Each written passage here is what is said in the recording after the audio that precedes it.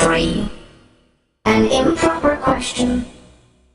The intervention by the Department of Spatial Affairs in the case of Lummox did not postpone the hearing. It speeded it up. Mr. Greenberg phoned the district judge, asked for the use of his courtroom, and asked him to have all parties and witnesses in court at 10 o'clock the next morning, including, of course, the extraterrestrial that was the center of the fuss. Judge O'Farrell questioned the last point. This creature, you need him too. Greenberg said that he most decidedly wanted the ET present, since his connection with the case was the reason for intervention. Judge, we people in depth space don't like to butt into your local affairs. After I've had a look at the creature and have asked a half-dozen questions, I can probably bow out, which will suit us both. This alleged ET is my only reason for coming out. So, have the beastie present, will you? He's rather too large to bring into the courtroom. I haven't seen him for several years, and I understand he has grown a bit. But he would have been too large to bring indoors even then. Couldn't you look at him where he is? Possibly, though I admit to a prejudice for having everything pertinent to a hearing in one spot. Where is he? Penned up where he lives with his owner. They have a suburban place a few miles out. Greenberg thought about it.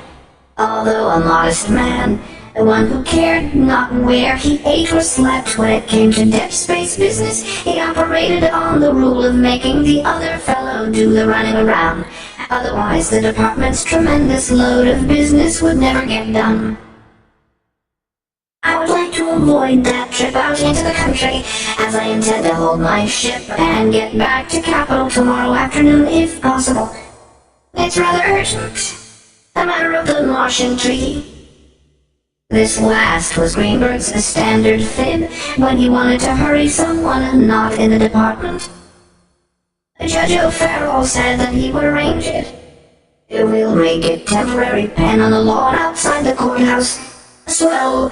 See you tomorrow, Judge. Thanks for everything. Judge O'Farrell had been on a fishing trip 2 days earlier when Lummox had gone for his walk.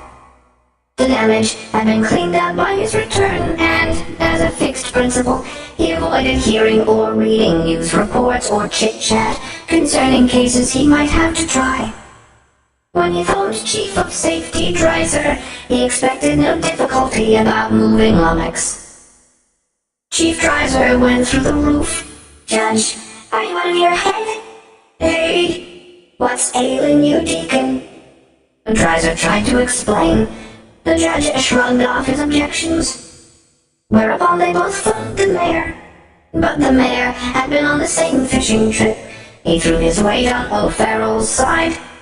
His words were, Chief, I'm surprised at you. We can't have an important Federation official thinking that our little city is so backwoods that we can't handle a small thing like that. Dreiser groaned and called the Mountain States Steel and Welding Works. Chief Dreiser decided to move Lummox before daylight, as he wished to get him penned up before the streets were crowded. But nobody had thought to notify John Thomas. He was awakened at 4 in the morning with a sickening shock. The awakening had interrupted a nightmare. He believed at first that something dreadful had happened to Lummox. Once the situation was clear, he was non-cooperative. He was a slow starter, one of those individuals with a low morning blood sugar count who was worth nothing until after a hearty breakfast, which he now insisted on. Chief Dreiser looked angry. Mrs. Stewart looked at Mother Knows Best and said, Now, dear, don't you think you had better? I'm going to have my breakfast. And Lummox, too. Dreiser said, Young man, you don't have the right attitude.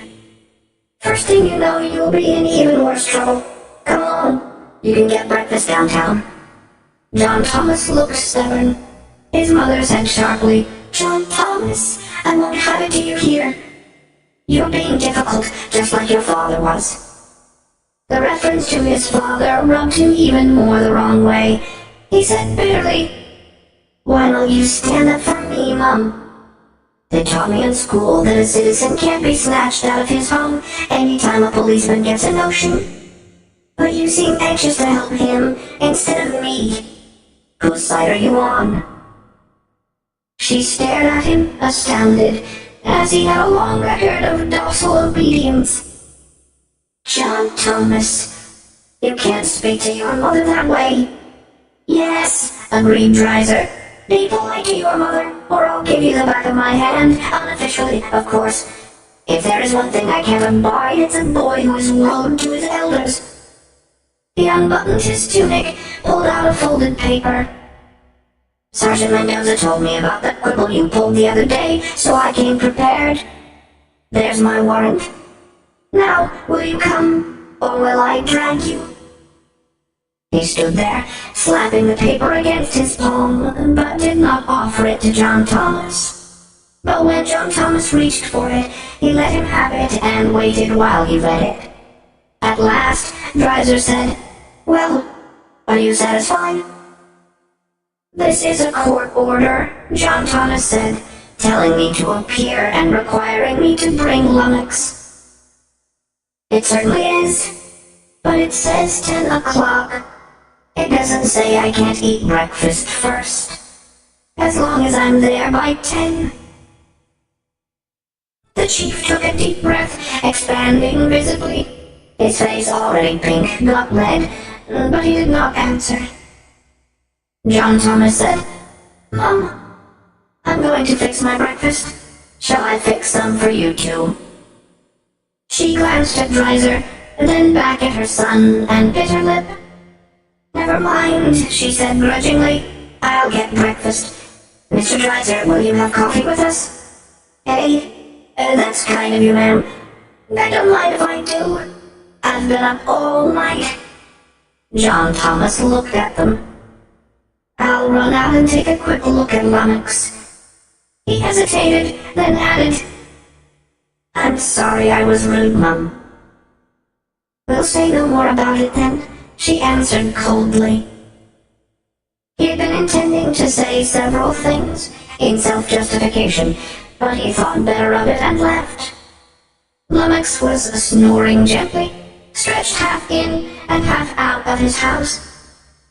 His sentry eye was raised above his neck, as it always was when he was asleep. It scribbled around at John Thomas's approach and looked him over, but that portion of Lummox that stood guard for the rest recognized the youth. The star creature did not wake. Satisfied, John Thomas went back inside. The atmosphere mellowed during breakfast. By the time John Thomas had 2 dishes of oatmeal, scrambled eggs on toast, and a pint of cocoa inside him, he was ready to concede that Chief Dreiser had been doing his duty and probably didn't kick dogs for pleasure. In turn, the chief, under the influence of food, had decided that there was nothing wrong with the boy that a firm hand and an occasional thrashing would not cure. Too bad his mother had to raise him alone. She seemed like a fine woman. He pursued a bit of egg with toast, captured it, and said, "I feel better, Mrs. Stewart, I really do. It's a treat to a widower to taste home cooking. But I won't dare tell my men." Mrs. Stewart put a hand to her mouth. "Oh, I forgot about them."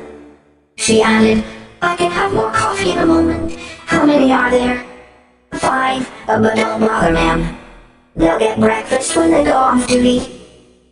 He turned to John Thomas. "Ready to go, young fellow?"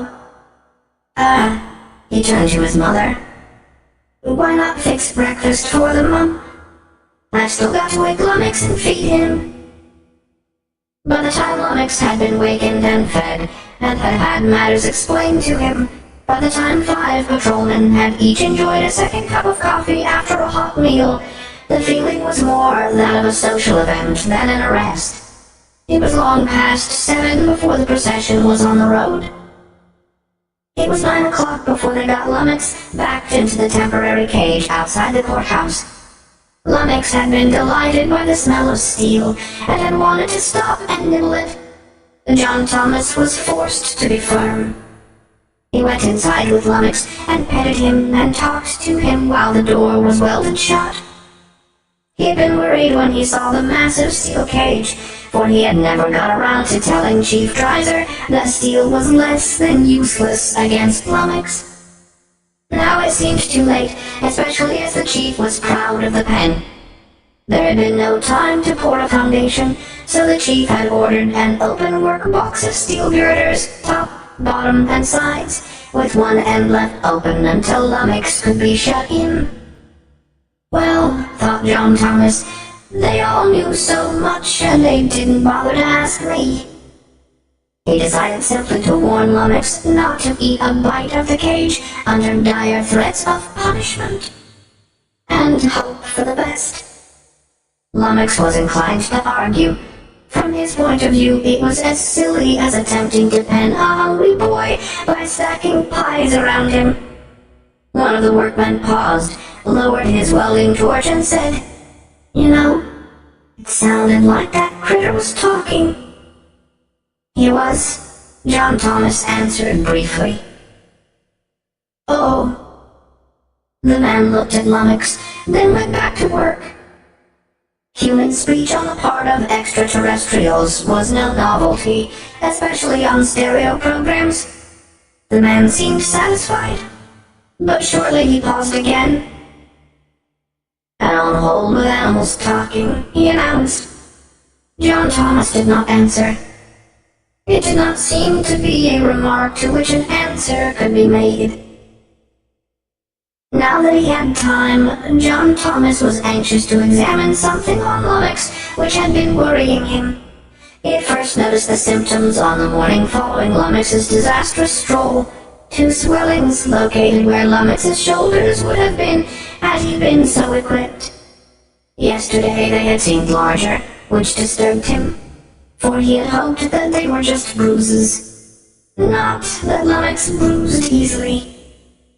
But they fretted him. It seemed possible that Lummox had hurt himself during the accidental gymkhana he had taken part in. The shot that Mr. Ito had taken at him had not damaged him. There had been a slight powder burn where the explosive charge had struck him, but that was all. A charge that would destroy a tank was to Lummox about like a hearty kick to a mule. Startling, but not harmful. Lummox might have bruised himself in plunging through the greenhouses, but that seemed unlikely.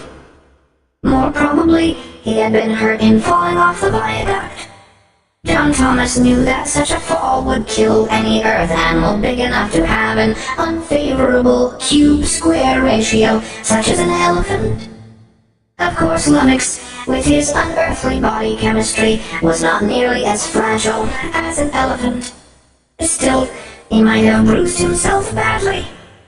Dog take it, the swellings were bigger than ever, real tumors now, and the hide over them seemed softer and thinner, not quite the armor that encased Lummox elsewhere. John Thomas wondered if a person like Lummox could get cancer, say from a bruise. He did not know, and he did not know anyone who would. Lummox had never been ill as far back as John Thomas could remember, nor had his father ever mentioned Lummox having anything wrong with him. Lummox was the same today, yesterday, and always, except that he kept getting bigger. He would have to look over his grandfather's diary tonight, and his great-grandfather's notes. Maybe he had missed something. He pressed one of the swellings, trying to dig his fingers in. Lummox stirred restlessly. John Thomas stopped and said anxiously, "Does that hurt?" "No," the childish voice answered. "It tickles." The answer did not reassure him. He knew that Lummox was ticklish, but it usually took something like a pickaxe to accomplish it. The swellings must be very sensitive. He was about to investigate farther when he was hailed from behind. Johnny! He turned, but Sorensen was outside the cage. "Hi, Slugger," he called to her. You got my message? Yes, but not until after 8 o'clock. You know the dorm rules. Hi, Lummox, how's my baby? Fine, said Lummox. That's why I recorded. John Thomas answered. The idiots rousted me out of bed before daylight. Silly. Do you good to see a sunrise, but what is all this rush? I thought the hearing was next week. It was supposed to be, but some heavyweight from the Department of Space is coming out from Capitol. He's going to try it. What? What's the matter? The matter? By everything. I don't know this man from Capitol. I thought I was going to deal with Judge O'Farrell. I know what makes him tick. This new judge. Well, I don't know. In the second place, I've got ideas I haven't had time to work out yet. She frowned. We'll have to get a postponement. What for? Asked John Thomas. Why don't we just go into court and tell the truth? Johnny, you're hopeless. If that was all there was to it, there wouldn't be any courts. Maybe that would be an improvement. But... Look, Knothead, don't stand there making silly noises if we have to appear in less than an hour. She glanced up at the clock tower on the ancient courthouse. A good deal less. We've got to move fast. At the very least, we've got to get that homestead claim recorded. That's silly, they won't take it, I tell you. We can't homestead Lummox. He's not a piece of land. A man can homestead a cow, 2 horses, a dozen pigs. A carpenter can homestead his tools, an actress can homestead her wardrobe, but that's not homesteading. I took the same course in commercial law that you did. They'll laugh at you. Don't quibble. It's section 2 of the same law. If you were exhibiting Lummy in a carnival, he'd be the tools of your trade, wouldn't he? It's up to them to prove he isn't. The thing is, to register Lummox as exempt from lien before somebody gets a judgment against you. If they can't collect from me, they'll collect from my mother. No, they won't. I checked that. Since your father put the money in a trust, legally, she hasn't got a dime. Is that the law? He asked doubtfully. Oh, hurry up. The law is whatever you can convince a court it is. Betty, you've got a twisted mind. He slid out between the bars, turned and said, Lummy, I'll only be gone a minute. You stay right here. Why? Asked Lummox. Never mind why, you wait for me here. All right. There was a crowd on the courthouse lawn, people gawking at Lummox in his new notoriety. Chief Dreiser had ordered road barriers erected, and a couple of his men were present to see that they were respected. The 2 young people ducked under the ropes and pushed through the crowd to the courthouse steps. The county clerk's office was on the 2nd floor. There, they found his chief deputy, an elderly maiden lady. Miss Schreiber took the same view of registering Lummox as free from judgment that John Thomas did. But Betty pointed out that it was not up to the county clerk to decide what was an eligible chattel under the law, and cited an entirely fictitious case about a man who homesteaded a multiple echo. Miss Schreiber reluctantly filled out forms, accepted the modest fee, and gave them a certified copy. It was almost 10 o'clock. John Thomas hurried out and started downstairs. He stopped when he saw that Betty had paused at a penny weighing machine. Come on, Betty, he commanded. This is no time for that. I'm not weighing myself, she answered, while staring into the mirror attached to it. I'm checking my makeup. I've got to look my best. You look alright. Why, Johnny, a compliment. It wasn't a compliment. Hurry up. I've got to tell Lummox something. Throttle back and hold at 10,000. I'll bring you in. She wiped off her eyebrows, painted them back in the smart Madame Satan pattern, and decided that it made her look older. She considered adding a rolling dice design on her right cheek, but skipped it as Johnny was about to boil over. They hurried down and outdoors. More moments were wasted convincing a policeman that they belonged inside the barrier. Johnny saw that 2 men were standing by Lummox's cage. He broke into a run. Hey, you two, get away from there. Judge O'Farrell turned around and blinked. What is your interest, young man? The other man turned but said nothing. Me? Why, I'm his owner. He's not used to strangers, so go back of the rope, will you? He turned to Lummox. It's all right, baby. Johnny's here. Howdy, Judge. Oh. Hello, Betty. The judge looked at her as if trying to decide why she was present, then turned to John Thomas. You must be the Stewart boy. I'm Judge O'Farrell. Oh, excuse me, Judge, John Thomas answered, his ears turning pink. I thought you were a sightseer. A natural error. Mr. Greenberg, this is the Stewart boy. John Thomas Stewart. Young man, this is the Honorable Sergei Greenberg, Special Commissioner for the Department of Spatial Affairs. He looked around. Oh yes, this is Miss Betty Sorensen, Mr. Commissioner. Betty, why have you done those silly things to your face? She ignored him with dignity. Honored to meet you, Mr. Commissioner. Just Mr. Greenberg, please, Miss Sorensen. Greenberg turned to Johnny. Any relation to the John Thomas Stewart? I'm John Thomas Stewart the 11th, Johnny answered simply. I suppose you mean my great-great-great-grandfather. I guess that would be it. I was born on Mars almost within sight of his statue. I had no idea your family was mixed up in this. Perhaps we can have a gab about Martian history later. I've never been to Mars, Johnny admitted. No, well, that's surprising. But you're young yet. Betty listened, ears almost twitching, and decided that this judge, if that was what he was, would be an even softer mark than Judge O'Farrell. It was hard to remember that Johnny's name meant anything special, especially since it didn't. Not around Westville. Greenberg went on. You made me lose 2 bets, Mr. Stewart. Sir, I thought this creature would prove not to be from out there. I was wrong. That big fellow is certainly not native to Earth. But I was equally sure that if he was E.T., I could attribute him. I'm not an exotic zoologist, but in my business one has to keep skimming such things. Look at the pictures at least. But I'm stumped. What is he and where did he come from? Why, he's just Lummox. That's what we call him.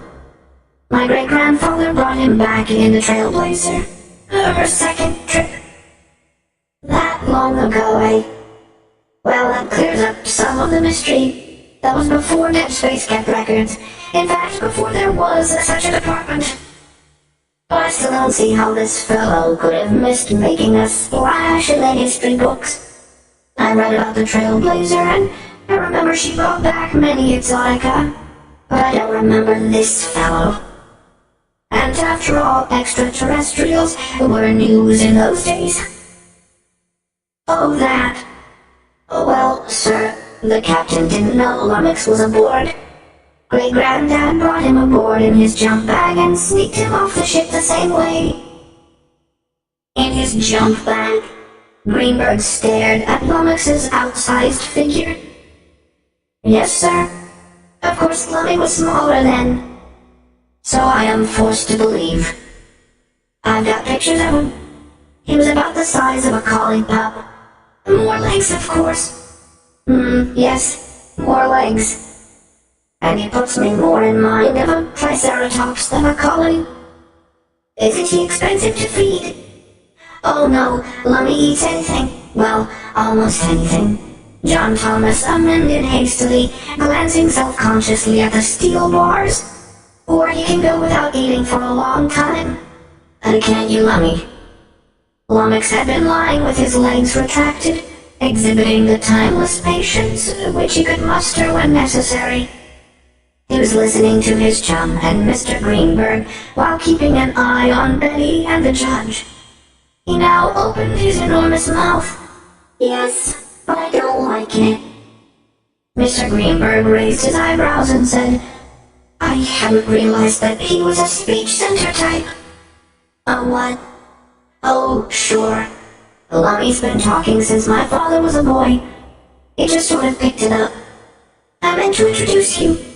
Here, Lummy. I want you to meet Mr. Commissioner Greenberg."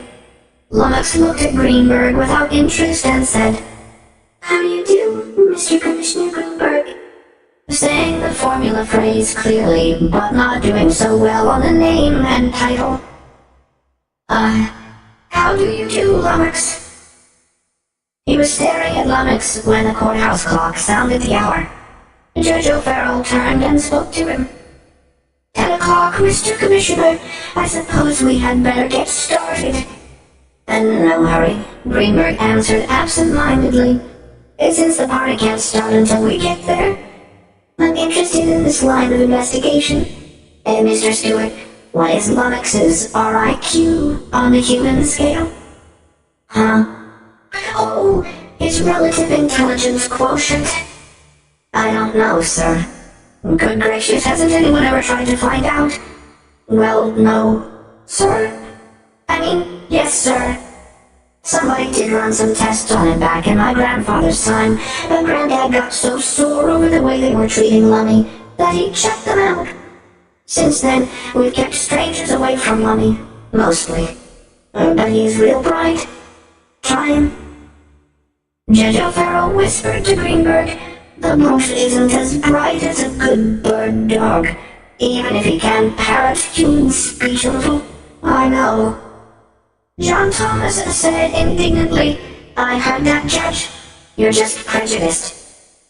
The judge started to answer, but Betty cut across him. "Johnny, you know what I told you. I'll do the talking." Greenberg ignored the interruption. "Has any attempt been made to learn his language?" "Sir? Apparently not. And he may have been brought here before he was old enough to talk. His own language, I mean. But he must have had one. It's a truism among Zenists that speech centers are found only in nervous systems that use them. That is to say, he could not have learned human speech as speech, even poorly, unless his own breed used oral communication. Can he write?" "How could he, sir? He doesn't have hands." Yes. Well, taking a running jump with the aid of theory, I'll bet on a relative score of less than 40 then. Xenologists have found that high types, equivalent to humans, always have 3 characteristics: speech centers, manipulation, and from these 2, record keeping. So we can assume that Lummox's breed was left at the post. Studied any xenology? Not much, sir, John Thomas admitted shyly. Except books I could find in the library. But I mean to major in xenology and exotic biology in college. Good for you. It's a wide open field. You'd be surprised how difficult it is to hire enough Zenists just for depth space. But my reason for asking was this. As you know, the department has intervened in this case. Because of him, Greenberg gestured at Lummox. There was a chance that your pet might be of a race having treaty rights with us. Once or twice, strange as it may seem, a foreigner visiting this planet has been mistaken for a wild animal with, shall we say, unfortunate results. Greenberg frowned, recalling the terrible, hushed-up occasion when a member of the official family of the ambassador of Alador had been found, dead and stuffed, in a curiosity shop in the Virgin Islands. But no such hazard exists here. Oh, I guess not, sir. Lummox is... well, he's just a member of our family. Precisely. The commissioner spoke to Judge O'Farrell. May I consult you a moment, Judge? Privately? Certainly, sir. The men moved away. Betty joined John Thomas. It's a cinch, she whispered. if you can keep from making more breaks." "What did I do?" he protested. "And what makes you think it's going to be easy?" "It's obvious. He likes you, he likes Lummox. I don't see how that pays for the ground floor of the Bon Marché, or all those lampposts. Just keep your blood pressure down and follow my lead. Before we are through, they'll be paying us. You'll see." A short distance away, Mr. Greenberg was saying to Judge O'Farrell, "Judge, from what I have learned, it seems to me that the Department of Spatial Affairs should withdraw from this case." "Hey, I don't follow you, sir. Let me explain. What I would like to do is to postpone the hearing 24 hours while I have my conclusions checked by the department. Then I can withdraw and let the local authorities handle it. Meaning you, of course." Judge O'Farrell pursed his lips. "I don't like last-minute postponements, Mr. Commissioner.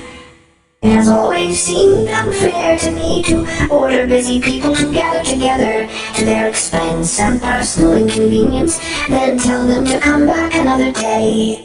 It doesn't have the flavor of justice." Greenberg frowned. "True. Let me see if we can arrive at it another way. From what young Stewart tells me, I am certain that this case is not one calling for intervention under the Federation's xenic policies, even though the center of interest is extraterrestrial, and therefore a legal cause for intervention if needed. Although the department has the power, that power is exercised only when necessary to avoid trouble with governments of other planets. Earth has hundreds of thousands of ET animals.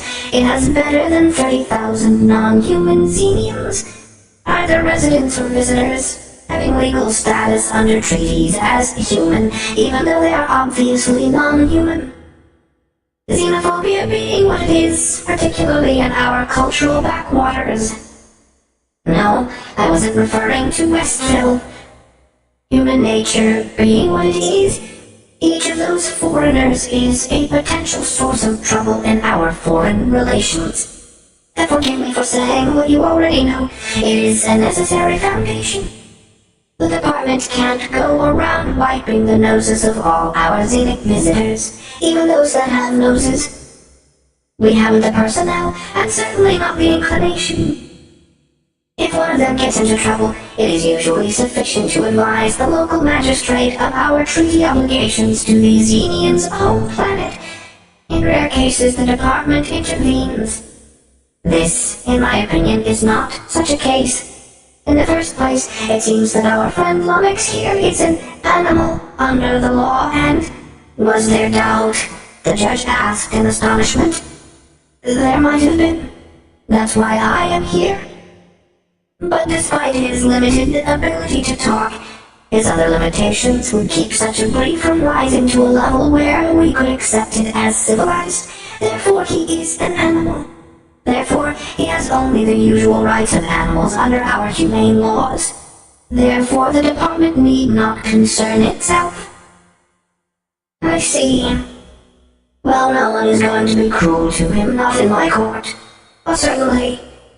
But for another quite sufficient reason, the department is not interested. Let us suppose that this creature is human in the sense that law and custom and treaty have attached to that word since we first made contact with the great race of Mars. He is not, but suppose it. Stipulated, agreed Judge O'Farrell. We stipulated. Nevertheless, he cannot be a concern of the department because...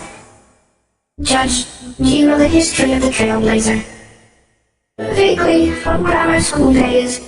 I'm not a student of spatial exploration. Our own Earth is confusing enough. Isn't it, though? Well, the Trailblazer made 3 of the first interspatial transition flights, when such flights were as reckless as the voyage Columbus attempted. They did not know where they were going, and they had only hazy notions about how to get back. In fact, the Trailblazer never came back from her 3rd trip. Yes, I remember. The point is, young Stuart, I can't call him by his full name. It doesn't seem right. Stuart tells me that this loutish creature with the silly smile is a souvenir of the Trailblazer's second cruise. That's all I need to know. We have no treaties with any of the planets she visited, no trade, no intercourse of any sort. Legally, they don't exist. Therefore, the only laws that apply to Lummox are our own domestic laws. Therefore, the department should not intervene. And even if it did, a special master such as myself would be obliged to rule entirely by domestic law, which you are better qualified to do than I. Judge O'Farrell nodded. Well, I have no objection to resuming jurisdiction. Shall we go in? Just a moment. I suggested a delay because this case has curious features. I wanted to refer back to the department to make sure that my theory is correct and that I have not missed some important precedent or law. But I am willing to withdraw at once if you can assure me of one thing. This creature, I understand that despite its mild appearance, it turned out to be destructive, even dangerous. O'Farrell nodded. So I understand. Unofficially, of course. Well, has there been any demand that it be destroyed? Well, the judge answered slowly. Again, unofficially, I know that such a demand will be made. It has come to my attention privately that our chief of police intends to ask the court to order the animal's destruction as a public safety measure. I anticipate prayers from private sources as well. Mr. Greenberg looked worried. As bad as that? Well, Judge, what is your attitude? If you try the case, are you going to let the animal be destroyed? Judge O'Farrell retorted. Sir, that is an improper question. Greenberg turned red. I beg your pardon? But I must get at it in some fashion. You realize that this specimen is unique, regardless of what it has done or how dangerous it may be, though I'm switching if I'm convinced of that. Nevertheless, its interest to science is such that it should be preserved. Can't you assure me that you will not order it destroyed? Young man, you are urging me to prejudge a case, or a portion of a case. Your attitude is most improper. Chief Dreiser chose this bad time to come hurrying up. Judge, I've been looking all over for you. Is this hearing going to take place? I've got 7 men who... O'Farrell interrupted him. Chief, this is Mr. Commissioner Greenberg. Mr. Commissioner, our Chief of Safety. Honored Chief. Howdy, Mr. Commissioner. Gentlemen, about this hearing, I'd like to know. Chief, the judge interrupted brusquely. Just tell my bailiff to hold things in readiness. Now leave us in private if you please. But... The chief shut up and backed away, while muttering something excusable in a harassed policeman. O'Farrell turned back to Greenberg. The commissioner had had time during the interruption to recall that he was supposed to be without personal emotions. He said smoothly, I withdraw the question, Judge. I had no intention of committing an impropriety. He grinned. Under other circumstances, I might have found myself slapped for contempt. O'Farrell grudged a smile. It is possible. Do you have a nice jail? I have over 7 months' leave saved up and no chance to take it. You shouldn't overwork, young man. I always find time to fish, no matter how full the docket. Allah does not subtract from man's allotted time those hours spent in fishing.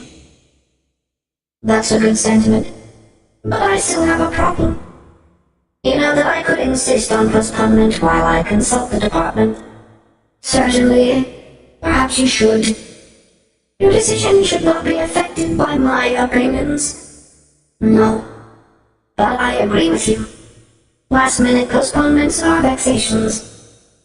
He was thinking that to refer to the department, in this odd case meant to consult Mr. Kiku, and he could hear the undersecretary making disgusted remarks about initiative and responsibility, and for heaven's sake, couldn't anyone else around this madhouse make a simple decision?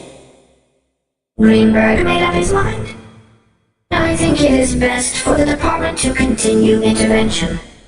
I'll take it at least through a preliminary hearing. O'Farrell smiled broadly. I had hoped that you would. I'm looking forward to hearing you. I understand that you gentlemen from the Department of Spatial Affairs sometimes hand out an unusual brand of law. Really? I hope not. I mean to be a credit to Harvard Law. Harvard? Why, so am I. Do they still shout for Brenhart? They did when I was there. Well, it's a small world. I hate to wish this case on a schoolmate. I'm afraid it is going to be a hot potato. Aren't they all? Well, let's start the fireworks. Why don't we sit en banc? You'll probably have to finish.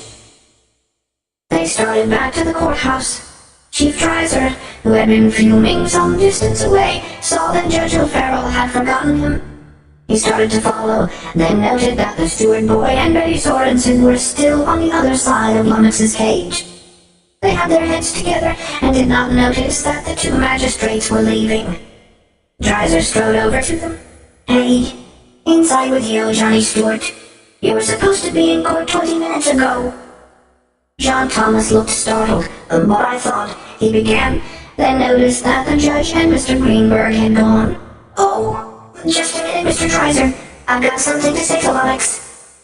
You've got nothing to say to that beast now. Come along. But Chief... Mr. Dreiser grabbed his arm and started to move away. Since he outweighed John Thomas by nearly 100 pounds, Johnny moved with him. Betty interrupted with, Deacon Dreiser, what a nasty way to behave. That'll be enough out of you, young lady, Dreiser answered. He continued toward the courthouse with John Thomas in tow. Betty shut up and followed. She considered tripping the police chief, but decided not to. John Thomas gave in to the inevitable. He had intended to impress on Lummox, at the very last minute, the necessity of remaining quiet, staying put, and not eating the steel bars. But Mr. Dreiser would not listen. It seemed to John that most of the older people in the world spent much of their time not listening. Lummox had not missed their exit. He stood up, filling the enclosed space, and stared after John Thomas while wondering what to do. The bars creaked as he brushed against them. Betty looked back and said, Lummox, you wait there. We'll be back. Lummox remained standing, staring after them and thinking about it. An order from Betty wasn't really an order. Or was it? There were precedents in the past to think over. Presently, he lay down again. 3. An improper question. The intervention by the Department of Spatial Affairs in the case of Lummox did not postpone the hearing. It speeded it up. Mr. Greenberg phoned the district judge, asked for the use of his courtroom, and asked him to have all parties and witnesses in court at 10 o'clock the next morning, including, of course, the extraterrestrial that was the center of the...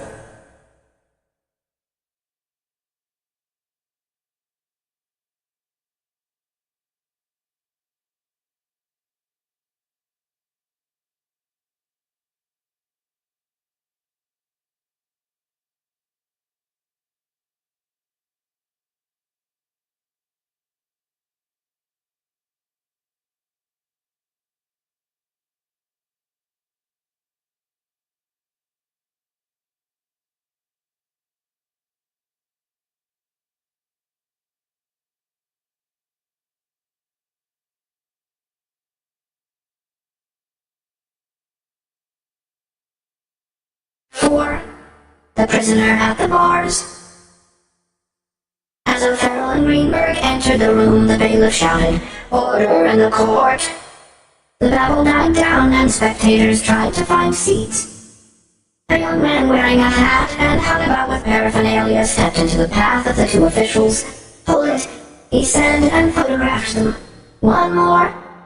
And give us a smile, Judge, like the commissioner had just said something funny. "One is enough, and take off that hat." O'Farrell brushed past him. The man shrugged, but did not take off his hat. The clerk of the court looked up as they approached. His face was red and sweaty, and he had his tools spread out on the justice's bench. "Sorry, Judge," he said. "Half a moment." He bent over a microphone and intoned, "Testing. 1, 2, 3, 4. Cincinnati, 66. He looked up. "I've had more grief with this recording system today. You should have checked it earlier. So help me, Judge, if you can find anybody." "Never mind. I did check it was running sweet. Then when I switched it on at 10 minutes to 10, a transistor quit. And it's been an endless job to locate the trouble."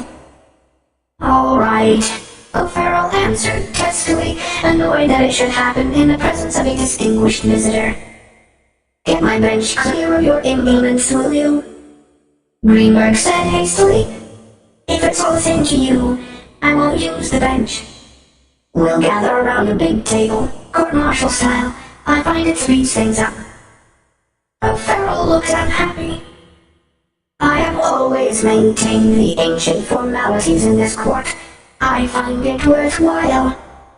"Very likely.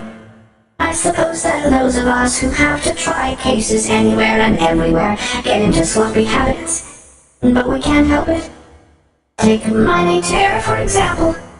Suppose you attempted out of politeness to conform to their customs in trying a case. They don't think a judge is worth a hoot unless he undergoes a cleansing fast before he mounts the judge's sphere. Then he has to stay up there without food or drink until he reaches a decision. Frankly, I couldn't take it. Could you?" Judge O'Farrell felt annoyed that this glib young man should imply that there could be a parallel between the seemly rituals of his court and such heathen practices. He recalled uneasily the 3 stacks of wheat cakes adorned with sausage and eggs with which he had started the day. "Well, other times, other customs," he said grudgingly. "Exactly. And thanks for indulging me." Greenberg motioned to the bailiff. The two started shoving attorneys' tables together to make one big one before O'Farrell could make clear that he had quoted the old saw for the purpose of rebutting it. Shortly, about 15 people were seated around the composite table, and Greenberg had sent the bailiff out to find ashtrays. He turned to the clerk, who was now at his control desk, wearing earphones and crouching over his instruments in the awkward pose of all electronics technicians. "Is your equipment working now?" The clerk pressed a thumb and forefinger together. "Rolling." "Very well. Court's in session." The clerk spoke into his mic, announcing time, date, place, nature and jurisdiction of the court, and the name and title of the special master presiding, reading the last and mispronouncing Sergei Greenberg's first name. Greenberg did not correct him. The bailiff came in, his hands full of ashtrays, and said hastily, oh yes, let all who have business before this court gather nigh, and never mind," Greenberg interrupted, "thanks anyhow. This court will now hold a preliminary hearing on any and all issues relating to the actions last Monday of an extraterrestrial creature, locally resident and known as Lummox. I refer to that big brute in a cage outside this building. Bailiff, go get a picture of him, please, and insert it in the record." "Right away, Your Honor." "The court wishes to announce that this hearing may be converted to a final determination on any or all issues at any time, if the court so announces and subject to objection and ruling at the time. In other words, don't hold your fire. This may be your only day in court. Oh yes, the court will receive petitions relating to this extraterrestrial, as well as hear issues. A question, Your Honor?" "Yes." May it please the court, my client and I have no objection if all that we are engaged in is a preliminary inquiry. But will we return to accepted procedures if we go on to terminate? This court being convened by the Federation and acting in accordance with the body of law called Customs of Civilizations, in brief and consisting of agreements, treaties, precedents, etc., between two or more planets of the Federation, or with other civilizations with which member planets of the Federation have diplomatic relations, is not bound by local procedures. It is the purpose of this court to arrive at the truth and from there to reach equity. Equity under the law. The court will not trample on local law and custom except where they are hopelessly opposed to superior law. But where local custom is merely ritualistic, this court will ignore formality and get on with its business. Understand me? I believe so, sir. I may take exception later. The small, middle-aged man who spoke seemed embarrassed. Anyone may object at any time for any reason and be heard. Also, you may appeal from my decisions. However, Greenberg grinned warmly. I doubt if it will do you much good. So far I have been pretty lucky in having my decisions upheld. I did not intend to reply, the man answered stiffly. That the court was not properly. Sure, let's get on with it. Greenberg picked up a stack of papers. Here is a civil action. Bon Marché Merchandising Corporation versus Lummox. John Thomas Stewart the 11th. That name still bothers me, he said in an aside to Judge O'Farrell. Marie Bradley Stewart et al., and another one like it for the Western Mutual Assurance Company, insurers of Bon Marché. Here is another same defendants brought by K. Ito and his insurance company, New World Casualty Ltd. And one from the city of Westville, same defendants again. And still another brought by Mrs. Isabel Donahue. Also some criminal matters. One is for harboring a dangerous animal, one for felonious harboring of same, another for negligence, and another for maintaining a public nuisance. John Thomas had been steadily turning white. Greenberg glanced at him and said, "They haven't skipped much, have they, son? Cheer up. The condemned man always eats a hearty breakfast." John Thomas managed a sickly grin. Betty found his knee under the table and patted it. There was another paper in the stack. Greenberg shuffled it in with the others without reading it into the record. It was a petition, signed by the Chief of Safety on behalf of the city of Westville, praying the court to order the destruction of a dangerous animal known as Lummox and further identified as etc. Instead, Greenberg looked up and said, "Now who's who?" "You, sir." The man addressed was the lawyer who had questioned the court's methods. He identified himself as Alfred Schneider and stated that he was acting both for Western Mutual and for the Bon Marché. "And this gentleman beside me is Mr. DeGrasse, manager of the store." "Good. Now the next man, please."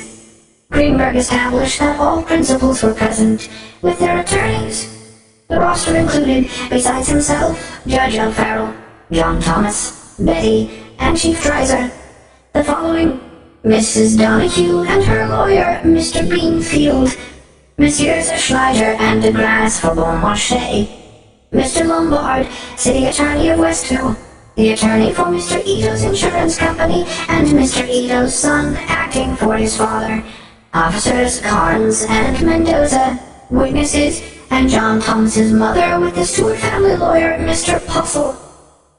Greenberg said to Puzzle, "I take it you are also acting for Mr. Stewart." Betty interrupted with, "Heavens no, I'm representing Johnny." Greenberg raised his eyebrows. "I was about to ask what you were doing here. You are an attorney?"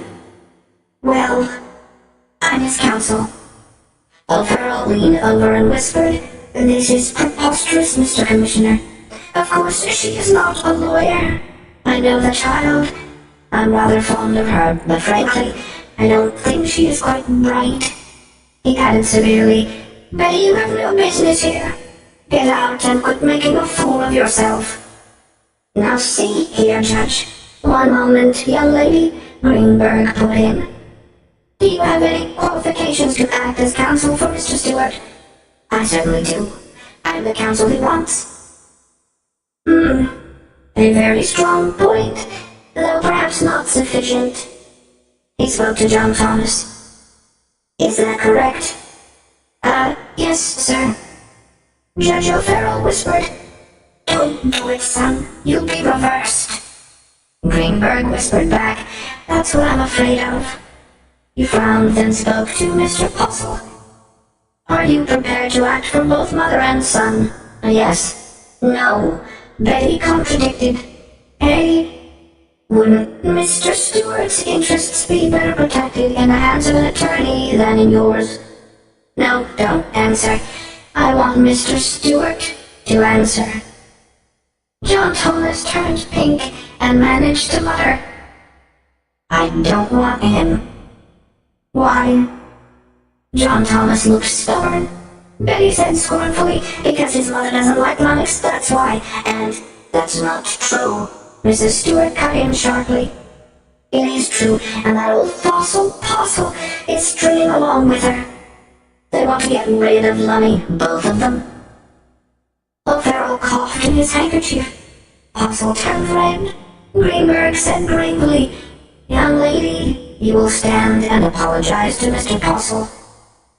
Betty looked at the commissioner, dropped her eyes, and stood up. She said humbly, "Mr. Puzzle, I'm sorry you're a fossil. I'm sorry I said you were a fossil." "Sit down," Greenberg said soberly. "Mind your manners hereafter. Mr. Stewart, no one is required to accept counsel, not of his choice. But you place me in a dilemma. Legally, you are a minor child. You have chosen as counsel another minor child. It won't look well in the record." He pulled at his chin. "Could it be that you, or your counsel, or both of you, are trying to cause a mistrial?" No, sir." Betty looked smugly virtuous. It was a possibility she had counted on, but had not mentioned to Johnny. Your Honor." "Yes, Mr. Lombard." "This strikes me as ridiculous. This girl has no standing. She is not a member of the bar. Obviously, she can't function as an attorney. I dislike finding myself in the position of instructing the court, but the obvious thing to do is to put her outside the bar and appoint counsel. May I suggest that the public defender is present and prepared?" "You may so suggest. Is that all, Mr. City Attorney?" Yes, Your Honor." "May I say that the court also finds it distasteful for you to instruct the court? You will not do so again." Yes, Your Honor." "This court will make its own mistakes in its own way. Under the customs by which this court is convened, it is not necessary that a counsel be qualified formally. In your idiom, be a member of the bar, a licensed lawyer. If you find that rule unusual, let me assure you that the hereditary lawyer priests of Delphi find it much more astonishing. But it is the only rule which can be applied everywhere. Nevertheless, I thank you for your suggestion. Will the public defender stand up?" "Here, Your Honor." "Cyrus Andrews." "Thank you. Are you prepared to act?" "Yes." "I'll need a recess to consult with my principal." "Naturally. Well, Mr. Stewart, shall the court appoint Mr. Andrews as your counsel, or associate counsel?" "No," again Betty answered. "I was addressing Mr. Stewart, Miss Sorensen." "Well, John Thomas glanced at Betty. No, Your Honor. Why not? I'll answer that, Betty put in. I talk faster than he does. That's why I'm counsel. We won't take Mr. Andrews because the city attorney is against us on one of these silly things they've got about Monarchs. And the city attorney and Mr. Andrews are law partners when they are not fighting sham battles in court. Greenberg turned to Andrews. Is that correct, sir? Why, yes, we're law partners, Your Honor. You will understand that in a town this size, I quite understand. I also understand Miss Sorensen's objection. Thank you, Mr. Andrews. Stand down. Mr. Greenberg, what is it now, young lady? I can get you partway off the spot. You see, I had a dirty hunch that some busybody would try to keep me out of it, so we fixed it up ahead of time. I'm half owner. Half owner of Lummox. See? She took a paper from her bag and offered it. A bill of sale, all legal and proper, at least it ought to be. I copied it out of the book. Greenberg studied it. The form appears correct. Date is yesterday, which would make you voluntarily liable to the extent of your interest from a civil standpoint. It would not affect criminal matters of earlier date. Oh, pooh. There aren't any criminal matters. That remains to be determined, and don't say pooh. It is not a legal term. The question here is whether or not the signer can vend this interest. Who owns Lummox? Why, Johnny does. It was in his father's will. So, is that stipulated, Mr. Postle? Mr. Postle whispered with Mrs. Stewart, then answered, So stipulated, Your Honor. This creature called Lummox is a chattel of John Thomas Stewart, a minor child. Mrs. Stewart's interest is through her son. Very well. Greenberg handed the bill of sale to the clerk. Read it into the record. Betty settled back. All right, Your Honor. Appoint anybody you want to, just as long as I can have my say. Greenberg sighed. Would it make any difference if I did? Not much, I guess. Let the record show that you two, having been duly warned and advised, persist in acting as your own counsel. The court regretfully assumes the burden of protecting your rights and advising you as to the law. Oh, don't feel bad, Mr. Greenberg. We trust you. I'd rather you didn't, he said dryly. But let's move on. That gentleman down at the end, who are you?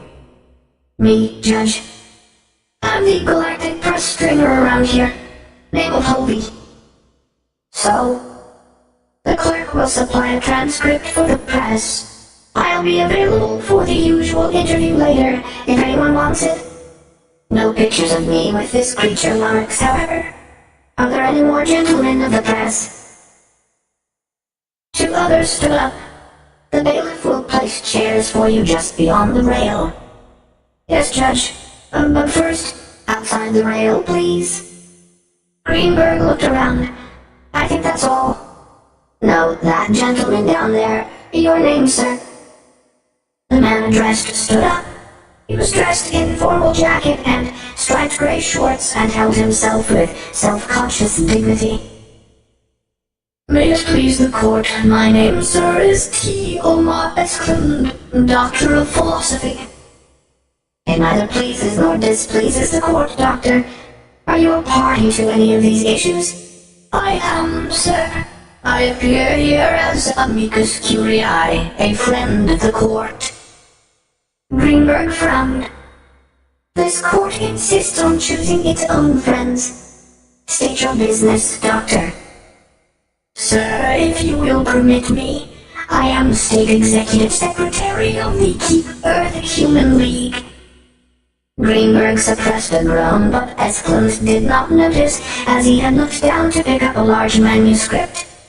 As is well known, Ever since the inception of the ungodly practice of space travel, our native Earth, given to us by divine law, has been increasingly overrun by creatures, beasts, rather let us say, of dubious origin.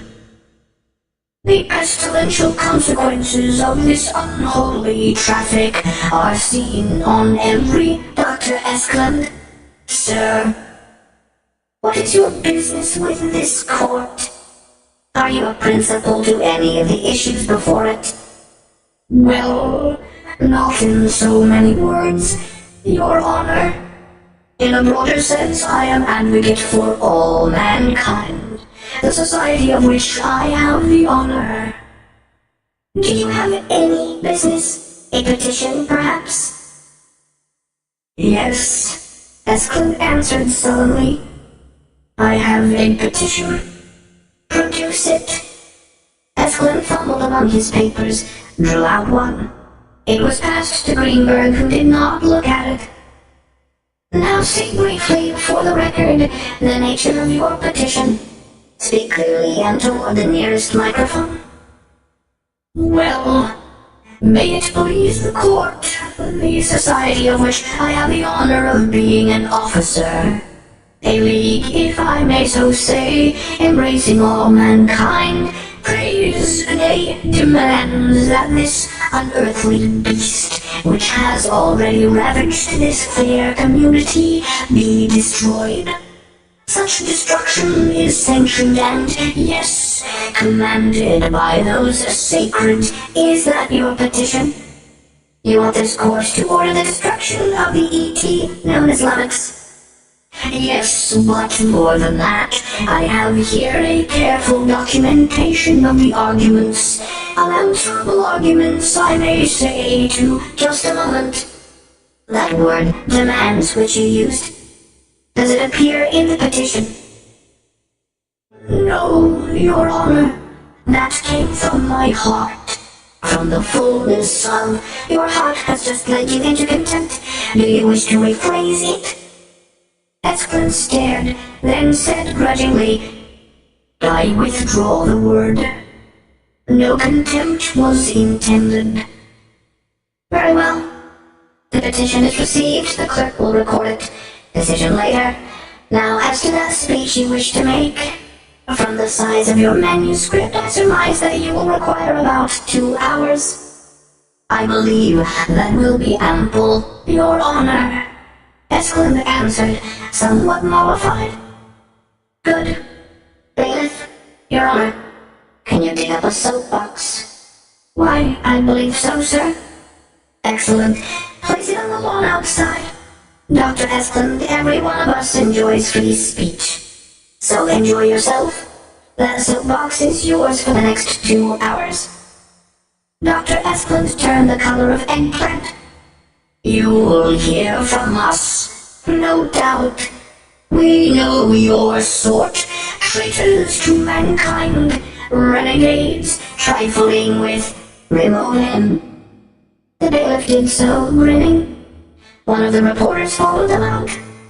Greenberg said gently, we seem to have trimmed it down to indispensables now. We have several issues before us, but they have in common the same sheaf of facts. Unless there is objection, we will hear testimony for all issues together, then pass on the issues one at a time. Objection. The lawyers looked at each other. Finally, Mr. Ito's attorney said, Your Honor, it would seem to me to be fairer to try them one at a time, possibly. But if we do, we'll be here until Christmas. I dislike to make so many busy people go over the same ground repeatedly. But a separate trial of the facts to a jury is your privilege. Bearing in mind, if you lose, your principal will have to bear the added costs alone. Mr. Ito's son tugged at the sleeves of the lawyer and whispered to him. The lawyer nodded and said, We'll go along with a joint hearing. As to facts. Very well. Further objection? There was none. Greenberg turned to O'Farrell. Judge, is this room equipped with truth meters? Why yes. I hardly ever use them. I like them. He turned to the others.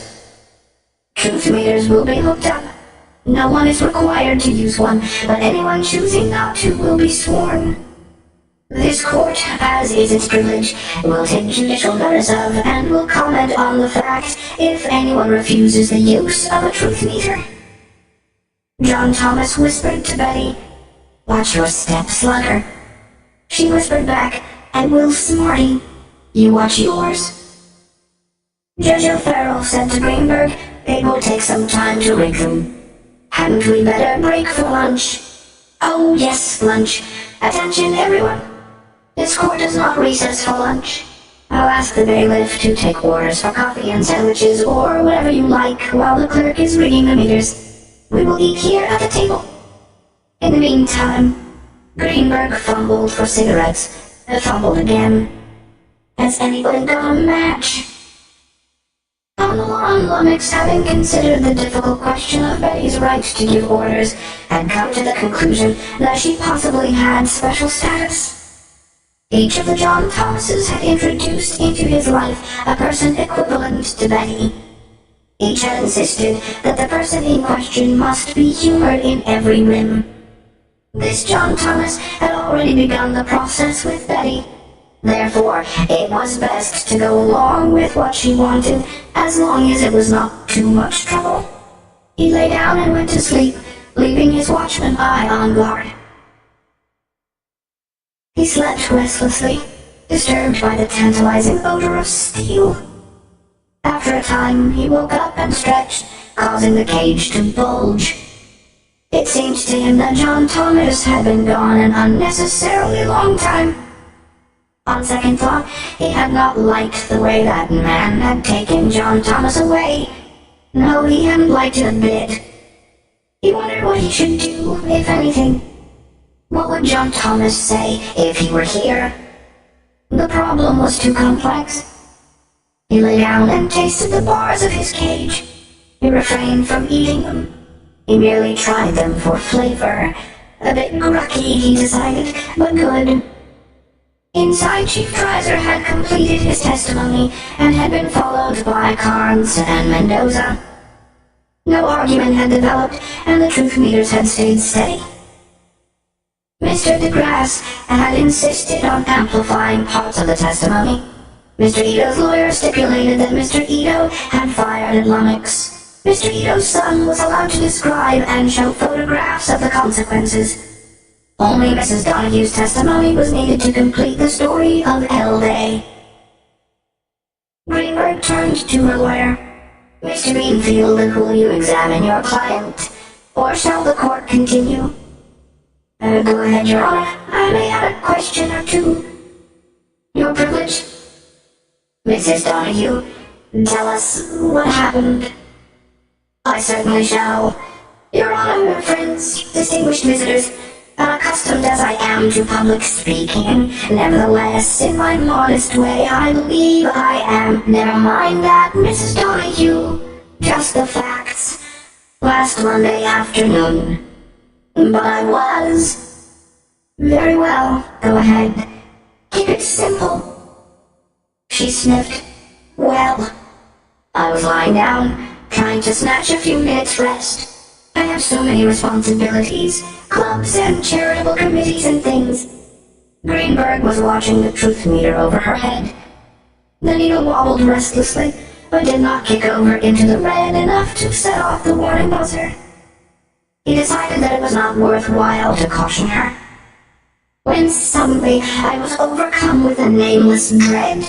The needle swung far into the red, a ruby light flashed, and the buzzer gave out a loud, rude noise. Somebody started to giggle.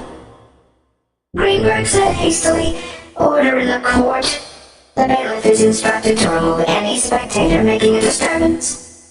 Mrs. Donahue broke off suddenly when the buzzer sounded.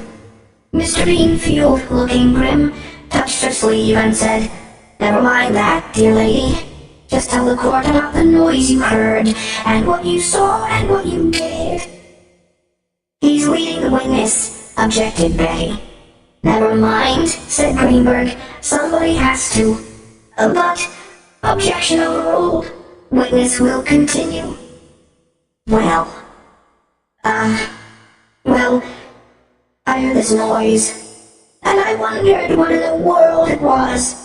I peeked out, and there was this great, ravening beast charging back and forth, and the buzzer sounded again. A dozen spectators laughed. Mrs. Donahue said angrily, "Will somebody shut that silly thing off? How anyone can be expected to testify with that going on is more than I can see." "Order," called Greenberg. "If there is more demonstration, the court will find it necessary to hold someone in contempt." He went on to Mrs. Donahue. "Once a witness has accepted the use of the truth meter, the decision cannot be changed. But the data supplied by it is instructive merely. The court is not bound by it. Continue." "Well, I should hope so. I never told a lie in my life." The buzzer remained silent. Greenberg reflected that she must believe it. "I mean," he added, "that the court makes up its own mind. It does not allow a machine to do so for it. My father always said that gadgets like that were spawn of the devil. He said that an honest businessman should not—" "Please, Mrs. Donahue," Mr. Beanfield whispered to her. Mrs. Donahue went on more quietly. "Well, there was that thing, that enormous beast kept by that boy next door. It was eating my rose bushes." "And what did you do?" "I didn't know what to do. I grabbed the first thing at hand, a broom it was, and rushed outdoors. The beast came charging at me and buzz." "Shall we go over that again, Mrs. Donahue?" "Well, anyhow, I rushed at it and began to beat it on the head. It snapped at me, those great teeth, buzz." "Then what happened, Mrs. Donahue?" "Well, it turned away, the cowardly thing, and ran out of my yard. I don't know where it went, but there was my lovely garden, just ruined." The needle quivered, but the buzzer did not sound. Greenberg turned to the lawyer. "Mr. Beanfield, have you examined the damage to Mrs. Donahue's garden?" "Yes, Your Honor." "Will you tell us the extent of the damage?" Mr. Beanfield decided that he would rather lose a client than be buzzed in open court by that confounded toy.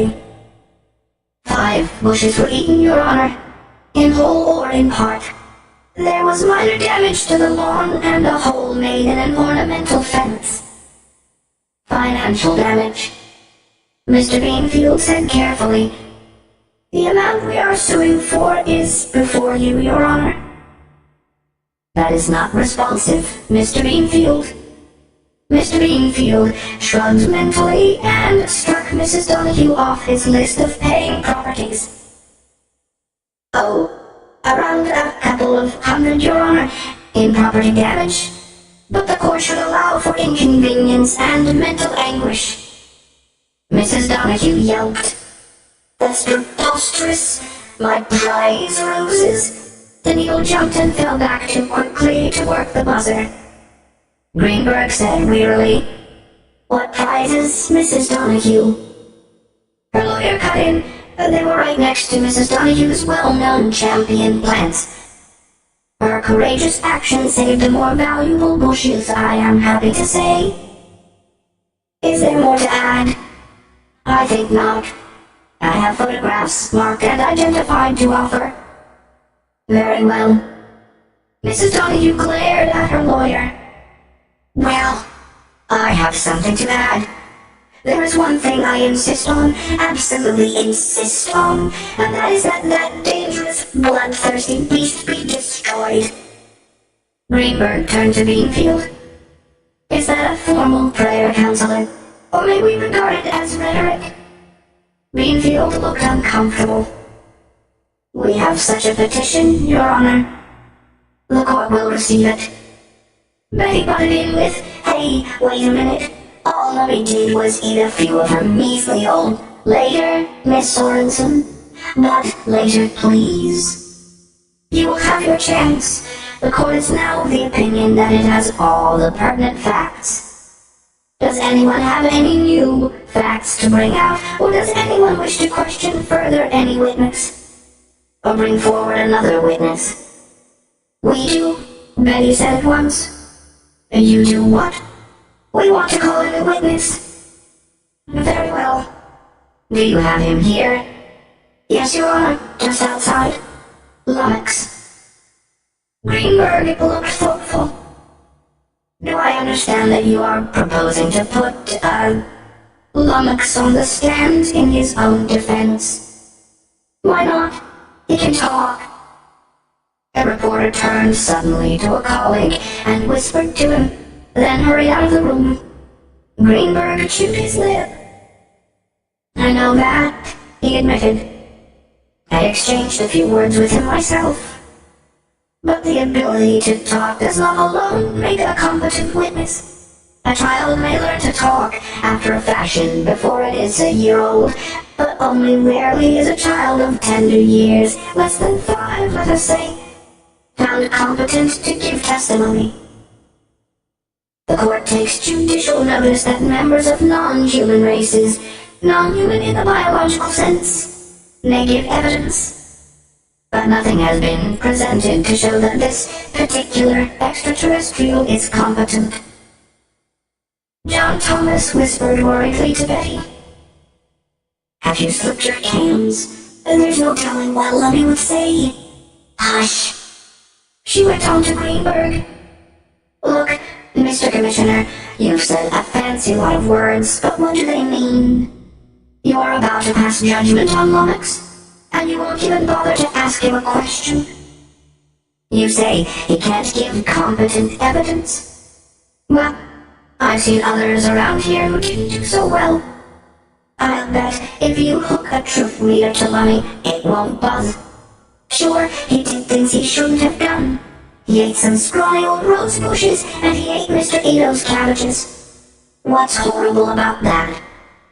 When you were a kid, did you ever swipe a cookie when you thought nobody was looking? She took a deep breath. Suppose, when you swiped that cookie, somebody hit you in the face with a broom, or fired a gun at you. Wouldn't you be scared? Wouldn't you run? Lummy is friendly. Everybody around here knows that. Or at least, if they don't, they are stupider and more irresponsible than he is. But did anybody try to reason with him? Oh no, they bullied him and fired off guns at him and scared him to death and chased him off bridges. You say Lummy is incompetent? Who is incompetent? All these people who were mean to him, or Lummy? Now they want to kill him. If a little boy swiped a cookie, I suppose they'd chop his head off, just to be sure he wouldn't do it again. Is somebody crazy? What kind of a farce is this? She stopped, tears running down her cheeks. It was a talent which had been useful in school dramatics. To her own surprise, she found that these tears were real. Are you through? Asked Greenberg. I guess so. For now, anyway. I must say that you put it very movingly. But a court should not be swayed by emotion. Is it your theory that the major portion of the damage, let us say everything but the rose bushes and the cabbages, arose from improper acts of human beings, and therefore cannot be charged to Lummox or his owner? Figure it yourself, Your Honor. The tail generally follows the dog. Why not ask Lummy how it looks to him? We'll get to that. On another issue, I cannot grant that your analogy is valid. We are dealing here not with a little boy, but with an animal. If this court should order the destruction of this animal, it would not be in spirit of vengeance nor of punishment, for an animal is presumed not to understand such values. The purpose would be preventative, in order that a potential danger might not be allowed to develop into damage to life or limb or property. Your little boy can be restrained by the arms of his nurse. But we are dealing with a creature weighing several tons, capable of crushing a man with a careless step. There is no parallel in your cookie-stealing small boy. There isn't, huh? That little boy can grow up and wipe out a whole city by pushing one teeny little button. So off with his head before he grows up. Don't ask him why he took the cookie. Don't ask him anything. He's a bad boy. Chop his head off and save trouble. Greenberg found himself again biting his lip. He said, "It is your wish that we examine Lummox." I said so, didn't I? I'm not sure what you said. The court will consider it. Mr. Lombard said quickly, "Objection, Your Honor. In this extraordinary..." "Hold your objection, please. Court will recess for 10 minutes. All will remain." Greenberg got up and walked away. He took out a cigarette, found again that he had no light, stuck the pack back in his pocket. Blast the girl. He had it figured how to dispose of this case smoothly, with credit to the department and everybody satisfied. Except the Stewart boy, but that could not be helped. The boy and this precocious, preposterous young mammal who had him under her wing. And under her thumb, too, she added. He could not allow this unique specimen to be destroyed, but he had meant to do it suavely. Deny the petition of that old battle axe, since it was obviously from malice, and tell the police chief privately to forget the other one. To save the world for the Neanderthals petition didn't matter. But this cocky girl, by talking when she should have listened, was going to make it appear that a departmental court could be pushed into risking public welfare over a lot of sentimental, anthropomorphic bosh. Confound her pretty blue eyes. They would accuse him of being influenced by those pretty blue eyes, too. Too bad the child wasn't homely. The animal's owner was responsible for the damage, but there were 1,000 strayed animal cases to justify a ruling, since this was not the planet Tencora. That stuff about it being the fault of the persons who frightened him off was a lot of prattle. But the E.T., as a specimen for science, was worth far more than the damage. The decision would not hurt the boy financially. He realized that he had allowed himself to fall into a most unjudicial frame of mind. The defendant's ability to pay was not his business. "Excuse me, Your Honor, please don't monkey with those things." He looked up, ready to snap somebody's head off, to find himself looking at the clerk of the court. He then saw that he had been fiddling with the switches and controls of the clerk's console. He snatched his hands away. "Sorry." "A person who doesn't understand these things," the clerk said apologetically, "can cause an awful lot of trouble." "True. Unfortunately, true." He turned away sharply. "The court will come to order." He sat down and turned at once to Miss Sorensen. "The court rules that Lummox is not a competent witness." Betty gasped. "Your Honor, you are being most unfair." "Possibly." She thought for a moment. "We want to change a venue." "Where did you learn that word?" Never mind. You had one when the department intervened. That ends it. Now keep quiet for a change." She turned red. "You ought to disqualify yourself." Greenberg had intended to be calm, positively Olympian in his manner. He now found it necessary to take 3 slow breaths.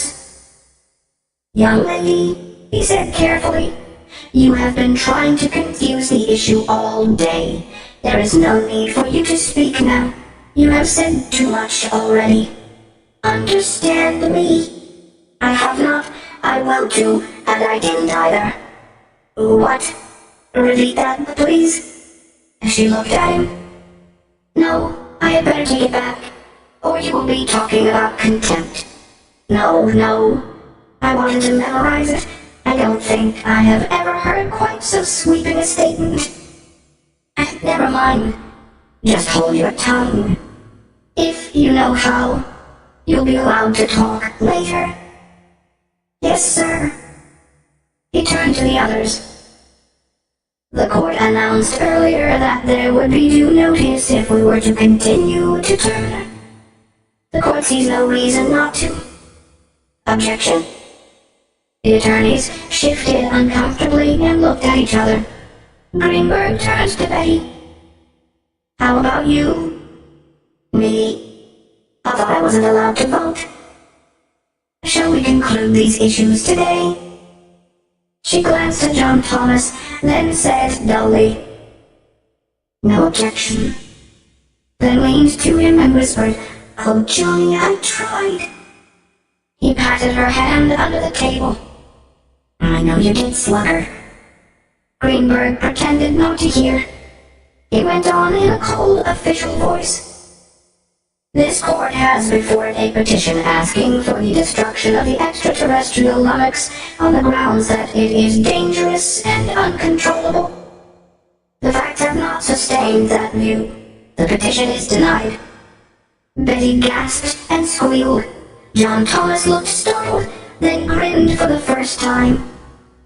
Order, please, Greenberg said mildly.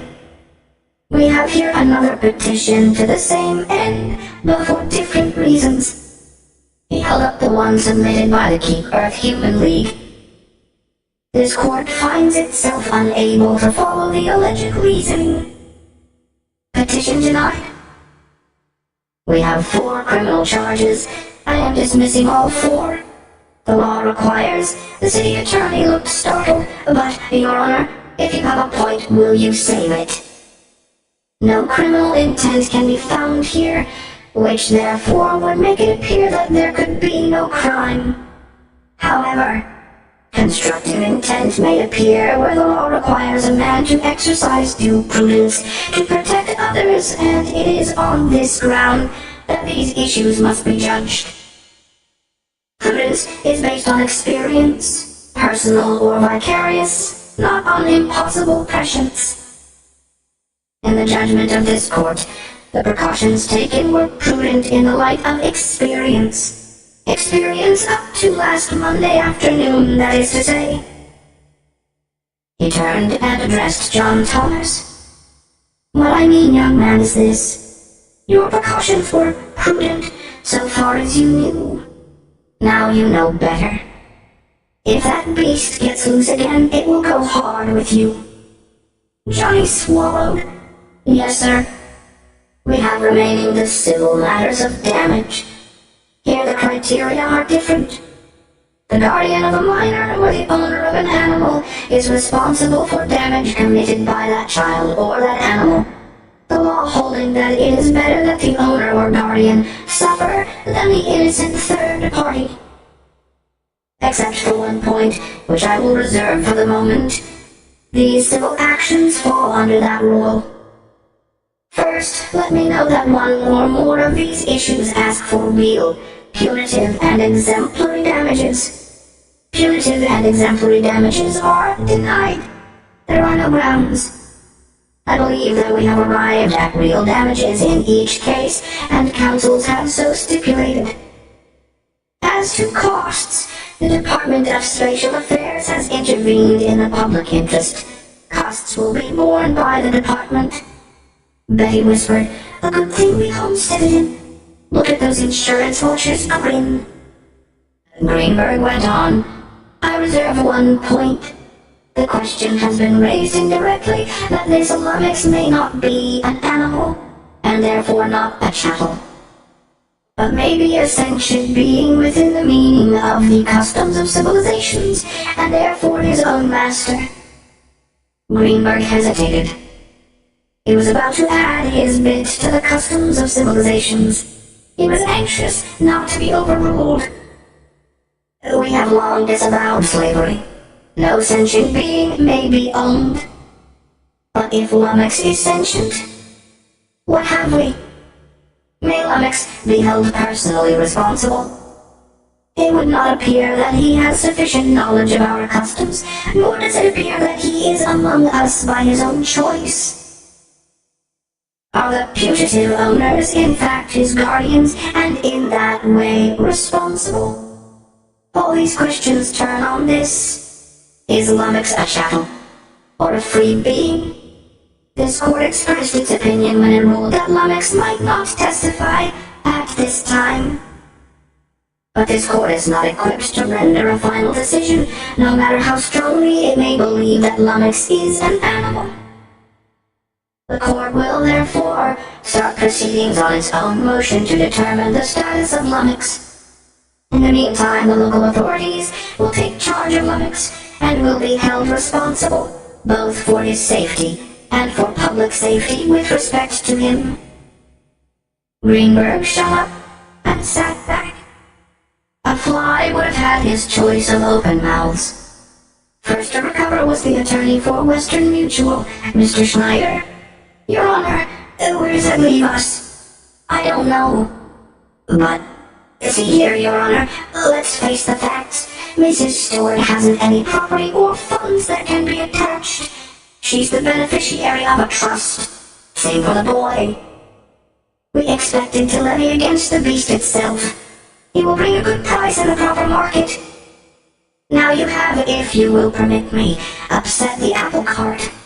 If one of those scientific persons start a long series of tests, years long perhaps, or throws doubt on the beast's status as a chattel, well, where should we look for relief?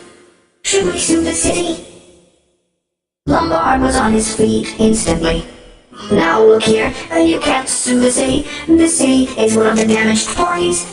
On that theory, order, Greenberg said sternly. None of those questions can be answered now. All civil actions will be continued until the status of Lummox is clarified. He looked at the ceiling. There is another possibility. It would seem that this creature came to Earth in the Trailblazer. If my memory of history serves, all specimens brought back by that ship were government property. If Lummox is a chattel, he may nevertheless not be private property. In that event, the source of relief may be a matter of more involved litigation. Mr. Schneider looked stunned, Mr. Lombard looked angry, John Thomas looked confused, and whispered to Betty, "What's he trying to say? Lummox belongs to me." "Shh," Betty whispered. "I told you we would get out of it." "Oh, Mr. Greenberg is a hung lamb." "But..." "Hush up, we're ahead." Mr. Ito's son had kept quiet, except when testifying. Now he stood up. "Your Honor." "Yes, Mr. Ito. I don't understand any of this. I'm just a farmer, but I do want to know one thing. Who's going to pay for my father's greenhouses?" John Thomas got to his feet. "I am," he said simply. Betty tugged at his sleeve. "Sit down, you idiot." "You hush up, Betty. You've talked enough." Betty hushed up. "Mr. Greenberg, everybody else has been talking. Can I say something?" "Go ahead." "I've listened to a lot of stuff all day. People trying to make out that Lummox is dangerous when he's not. People trying to have him killed just for spite. Yes, I mean you, Mrs. Donahue." "Address the court, please," Greenberg said quietly. "I've heard you say a lot of things, too. I didn't follow all of them, but if you will pardon me, sir, some of them struck me as pretty silly. Excuse me. No contempt intended, I'm sure. Well, take this about whether Lummox is or isn't chattel, or whether he's bright enough to vote. Lummox is pretty bright. I guess nobody but me knows just how bright. But he's never had any education, and he's never been anywhere. But that hasn't anything to do with who he belongs to. He belongs to me, just the way I belong to him. We grew up together. Now I know I'm responsible for that damage last Monday. Will you keep quiet, Betty?" right now, but I'll pay for it. Just a moment, young man. The court will not permit you to admit liability without counsel. If that is your intention, court will appoint counsel. You said I could have my say. Continue. Noted for the record that this is not binding. Sure, it's binding, because I'm going to do it. Pretty soon my education trust comes due, and it would about cover it. I guess I can. John Thomas, his mother called out sharply. You'll do no such thing. Mother, you had better keep out of this too. I was just going to say, you're not going to say anything. Your Honor, he is order. Greenberg interrupted. None of this is binding. Let the lads speak. Thank you, sir. I was through anyway. But I've got something to say to you, sir, too. Mummy's timid. I can handle him because he trusts me, but if you think I'm going to let a lot of strangers poke him and prod him and ask him silly questions and put him through mazes and things, you just better think again, because I won't stand for it. Mummy is sick right now. He's had more excitement than is good for him, the poor thing. Lummox had waited for John Thomas longer than he liked, because he was not sure where John Thomas had gone. He had seen him disappear in the crowd without being sure whether or not Johnny had gone into the big house nearby. He had tried to sleep after he woke up the first time, but people had come poking around. And he had to wake himself up repeatedly because his watchman circuit did not have much judgment. Not that he thought of it that way. He was merely aware that he had come to, with his alarms jangling time after time. At last, he decided that it was time he located John Thomas and went home. Figuratively, he tore up Betty's orders. After all, Betty was not Johnny. So he stepped up his hearing to search and tried to locate Johnny. He listened for a long time, heard Betty's voice several times, but he was not interested in Betty. He continued to listen. There was Johnny now. He tuned out everything else and listened. He was in the big house all right. Hey, Johnny sounded just the way he did when he had arguments with his mother. Lummox spread his hearing a little and tried to find out what was going on. They were talking about things he knew nothing about, but one thing was clear. Somebody was being mean to Johnny. His mother. Yes, he heard her once. And he knew that she had the privilege of being mean to Johnny, just as Johnny could talk mean to him, and it didn't really matter. But there was somebody else. Several others, and not a one of them had any such privilege. Lummox decided that it was time to act. He heaved to his feet. John Thomas got no farther in his peroration than the poor thing. There were screams and shouts from outside. Everybody in court turned to look.